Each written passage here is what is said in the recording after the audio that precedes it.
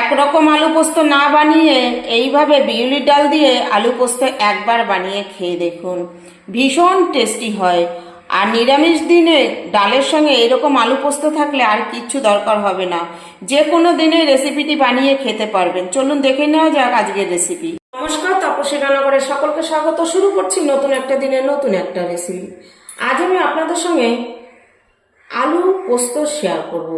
তবে একই রকম আলু পোস্ত তো অনেক রকম অনেকবারই খেয়েছেন। আলু পোস্ত যদি একটু আলাদাভাবে করা যায় তাহলে কিন্তু খেতে বেশ ভালো লাগে।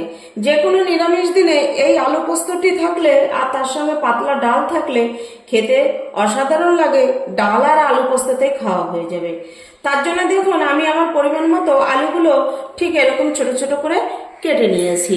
পোস্তর জন্য আলু যে খুব বড় কাটতে হয় না, সেটা আপনারা সকলেই জানেন। আমি এখানে বড় সাইজের দুটো আলু নিয়েছি। এবার নিয়ে নিয়েছি এখানে পোস্ত। যে পরিমাণ আলু নিয়েছি সেই পরিমাণ হিসেবে পোস্ত নিয়েছি। এখানে আছে 4 চা চামচ পোস্ত। এবার পোস্তটা দেখুন অল্প করে জল দিয়ে একটু ভিজিয়ে রেখে দেব। এতে কি হবে জানেন তো, পোস্তটা বাটার সময় বাটতে ভীষণ সুবিধা হয়। এই দেখুন, শুকনো পোস্ত বাটলে হড়হড়িয়ে চলে যায়, কিন্তু খুব একটা মিহি হয় না। একটু ভিজিয়ে রেখে দিলে পোস্ত বাটাটা খুব ভালো হয়। তবে পোস্তটা এবার জলে ভিজিয়ে রেখে বাটার আগে আমি ভালো করে একটু ছেঁকে নেব। ছেঁকে নিয়ে শিলে বেটে নেব, সেটা আমি অফ ক্যামেরাই করে নেব। আপনারাও রান্নার জন্য পোস্তটা অন্তত শিলেই বেটে নেবেন। চলুন এবার গ্যাসের কাছে চলে যাই। এবার কড়ার মধ্যে আমি 1 চামচের মতো সর্ষের তেল দিয়ে দিচ্ছি। পোস্ত মানেই কিন্তু সর্ষের তেলেই রান্না করতে হবে। এবার এই তেলের মধ্যে দিয়ে দিচ্ছি কটা বিউলি ডালের বড়ি। এগুলো আমার ঘরে বানানো বড়ি, কেনা নয়। আপনারা কেনা বড়ি দিয়েও কিন্তু করতে পারবেন। এইভাবে বড়ি দিয়ে যদি পোস্ত করা হয়, সেই পোস্তটা খেতে কিন্তু একটু অন্যরকম লাগে, স্বাদটাও বেশ ভালো লাগে। বড়িগুলো একটু লাল করে ভেজে নেব। বড়িগুলো লাল করে ভেজে নিয়েছি। এবার তেল থেকে তুলে নিচ্ছি। এই তেলের মধ্যে আরো ছোট 1 চামচ তেল দিয়ে দিচ্ছি। দিয়ে দিচ্ছি দুটো শুকনো লঙ্কা। আর এখানে দিয়ে দেব অল্প করে একটু কালো জিরে। দিয়ে একটু নেড়ে নিচ্ছি কয়েক সেকেন্ডের জন্য। এটা কিন্তু খুব বেশি সময় নেড়ে নেওয়ার দরকার নেই। আশা করছি আপনারা সকলেই সেটা জানেন। দেখুন, নেড়ে নিয়েছি। এবার এখানে দিয়ে দেবো আমি বেশ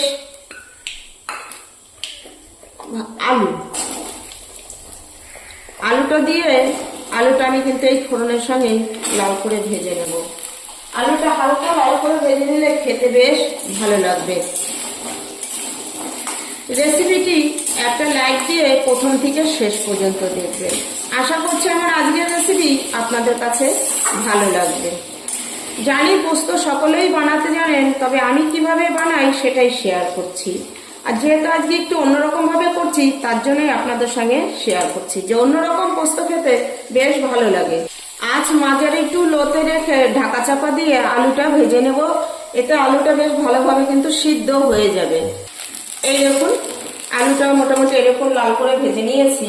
এবার এই পর্যায়ে দিয়ে দিচ্ছি টমেটোটা দিয়ে একবার নেড়ে নিচ্ছি। এবার দিয়ে দিচ্ছি রান্নার পরিমাণ মতো নুন। প্রথমে আমি একটু অল্প করেই দিচ্ছি, পরে প্রয়োজন হলে তখন আবার দেওয়া যাবে। নুনটা দিয়ে একবার ভালো করে মিশিয়ে নিচ্ছি। দিয়ে আবার ঢাকা দিয়ে দেবো।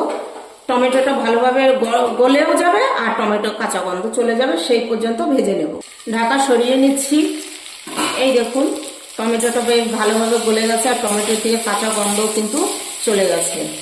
এবার এখানে আমি দিয়ে দেব বেটে রাখা পোস্ত। এই পোস্তটার মধ্যে আমি 4টে কাঁচা লঙ্কা দিয়ে বেটে নিয়েছি। আপনারা ঝাল খেতে না চাইলে শুধু পোস্ত বেটে নিলেও হয়ে যাবে। আমি একটু ঝাল ঝাল করে করছি, তার জন্যই আমি লঙ্কাটা দিয়েছি। এবার এই পোস্তটা দিয়ে আমি 2 মিনিটের মতো আলুর সঙ্গে ভালো করে একটু কষে নেব। আমার কাছে আবার পোস্ত যে একটা কাঁচা গন্ধ, সেটা খুব একটা ভালো লাগে না। আমার আজকের রেসিপি যদি আপনাদের ভালো লাগে তাহলে বেশি বেশি শেয়ার করুন। আর রেসিপিটি কীরকম লাগলো কমেন্ট করে জানাবেন। আপনাদের একটা লাইক, একটা কমেন্ট আমাকে নতুন নতুন ভিডিও করতে উৎসাহ দেয়।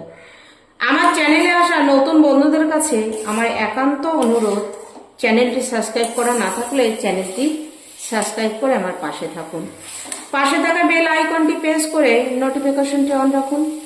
যখনই আমি এরকম ঘরোয়া মশলায় ঘরোয়া রেসিপিগুলো আপনাদের সামনে তুলে ধরবো, পৌঁছে যাবে সবার আগে আপনাদের কাছে। একটু পোস্তটা আমি কষে নিচ্ছি, ওই যে বললাম আমার কাঁচা গন্ধ, পোস্তর গন্ধটা খুব একটা ভালো লাগে না, তাই আপনাদের যেরকম পছন্দ আপনারা কিন্তু সেইভাবে কষে নিয়ে রান্নাটা করবেন। ভালো করে কষে নিয়েছি, এবার দিয়ে দিচ্ছি জল। প্রথমে আমি পোস্তর বাটিটা দিয়ে জল দিয়েছি, এবার দেখুন পরিমাণ মতো জল দিয়ে দিচ্ছি। এখানে আমি দিয়েছি গরম জল, আপনারাও চেষ্টা করবেন একটু গরম জল দিয়ে করতে। এর থেকে আর বেশি জল দরকার নেই, কারণ আলুটা ভাজতে ভাজতে দেখুন ভালোভাবে কিন্তু সিদ্ধ হয়ে গেছে। আর এই রান্নাটা কিন্তু আমি একদম শুকনো শুকনো করব না, একটু মাখো মাখো করব। দিয়ে দিচ্ছি ভেজে রাখা বড়ি। এবার ঢাকা দিয়ে আজ মাঝের একটু লোতে রেখে বেশ কিছু সময় ধরে রান্না করে নেব, তাহলে বড়িটা ভালোভাবে সিদ্ধ হয়ে যাবে। 2 মিনিট পর ঢাকাটা দেখুন সরিয়ে নিয়েছি। এবার দিয়ে দিচ্ছি 3টে অল্প করে চিড়ে নেওয়া কাঁচা লঙ্কা, আর দিয়ে দেবো এখানে 1 চামচের মতো সর্ষের তেল। আমার সকল বন্ধুরাই জানেন পোস্ততে যে কাঁচা সর্ষের তেল দিতে হয়, আর এটা দিলে খেতে যে বেশ ভালো হয় সেটা আমিও জানি, তাই আমি কিভাবে করলাম সেটাও শেয়ার করলাম।